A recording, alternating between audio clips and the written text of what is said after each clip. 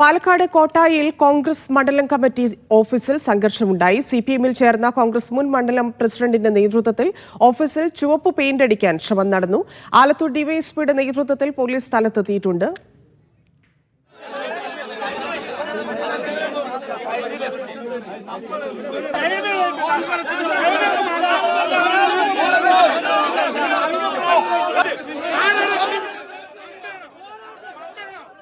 ഒഴിയില്ല എന്ന് പറഞ്ഞിട്ട് ആ ഉടമയ്ക്കെതിരെ ഉടമ നിരവധി വട്ടം ആലോചിച്ചിട്ട് ഒഴിഞ്ഞില്ല. ഇതുവരെ എഗ്രിമെന്റ് ഇല്ല. ഞാൻ അദ്ദേഹത്തിന് എഗ്രിമെന്റ് കൊടുത്തു.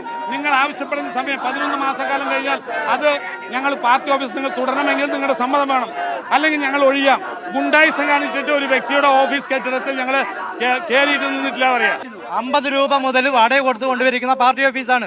70-72 വർഷമായി CPM-ന്റെ കോൺഗ്രസിന്റെ പാർട്ടി ഓഫീസാണ്. അയാൾ പാർട്ടിയുടെ ആളും ഇതിന്റെ ഉടമസ്ഥനൊക്കെ അതിന്റെ ആണ്. അയാൾ അറിയാതെ ഈ വ്യക്തി എഴുതിയ എഗ്രിമെന്റ് മേടിച്ച വാടക ഫുള്ളായി ക്ലോസ് ചെയ്തിട്ട് ഞങ്ങളത് റിപ്പയർ ചെയ്യണം എന്നൊക്കെ പറഞ്ഞ് പാർട്ടീനെ ഓണറിനെ ചോർച്ചയുണ്ട് എന്നൊക്കെ പറഞ്ഞപ്പോൾ അയാൾ സമ്മതിച്ചു. അയാൾ പറയുകയും ചെയ്തിട്ടുണ്ട്, വാടക ഞാൻ റിപ്പയറിനുള്ള പൈസ തരുന്നില്ല, എനിക്ക് തുച്ഛമായ വാടക കിട്ടുന്നത് പാർട്ടി ഓഫീസാണ്. രണ്ടുപേരോടും ഡോക്യുമെന്റ്സ് കൊണ്ടുവരാൻ പറയും. 1 മണിക്കൂറിനകം ആരാണോ ഒറിജിനൽ ഡോക്യുമെന്റ്സ് കൊണ്ടുവരുന്നവർ അവരെ ഇത് ഏൽപ്പിച്ചു കൊടുക്കും. കെട്ടിട ഉടമയെ വിളിച്ചു വരുന്നത് അദ്ദേഹത്തിന്റെ വൈഫ് വരാമെന്ന് പറഞ്ഞിട്ട് അവരോട് ഞങ്ങൾ സംസാരിച്ച ശേഷം മറ്റു നടപടികളായിട്ട് ഞങ്ങൾ മുന്നോട്ട് പോകും. വെറുതെ ഒരു law and order situation create ചെയ്യാനായിട്ട് ആരെയും സമ്മതിക്കൊന്നുമില്ല. നന്ദഗോപാൽ ചേരുന്നു.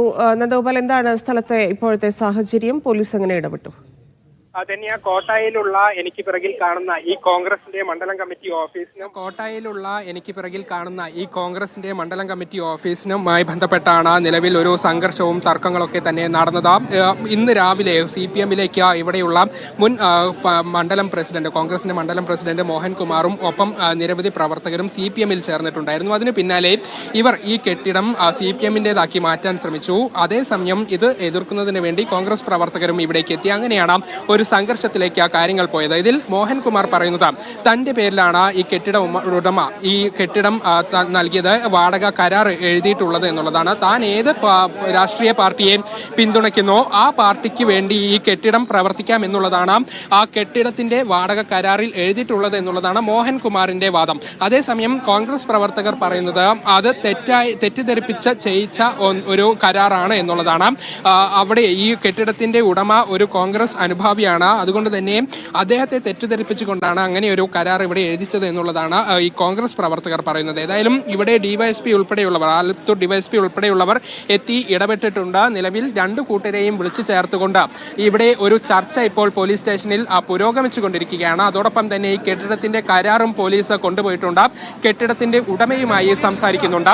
അങ്ങനെ അവരുമായി ചർച്ച നടത്തിയ ശേഷം അന്തിമമായ ഒരു തീരുമാനം സ്വീകരിക്കാം എന്നുള്ളതാണ് പോലീസ് പറയുന്നത്. പോലീസിന്റെ നേതൃത്വത്തിൽ ഈ കെട്ടിടം പൂർണ്ണമായും അടച്ചിട്ടുണ്ട്. നിലവിൽ ഇപ്പോഴും ഇവിടെ കോൺഗ്രസ് പ്രവർത്തകരൊക്കെ കൂടി നിൽക്കുന്നുണ്ട്. ഒരു സാഹചര്യത്തിലും ഒരു കാരണവശാലും ഇത് CPM-ന്റെ ഓഫീസാക്കി മാറ്റാൻ സമ്മതിക്കില്ല എന്നുള്ളതാണ് കോൺഗ്രസ് പ്രവർത്തകർ പറയുന്നത്. അതേസമയം തന്റെ പേരിലാണ് ഈ കരാറുള്ളത്, അതുകൊണ്ട് തന്നെ ഇത് CPM-ന്റെ കെട്ടിടമാക്കി മാറ്റും എന്നുള്ളതാണ് മോഹൻകുമാർ പറയുന്നത്.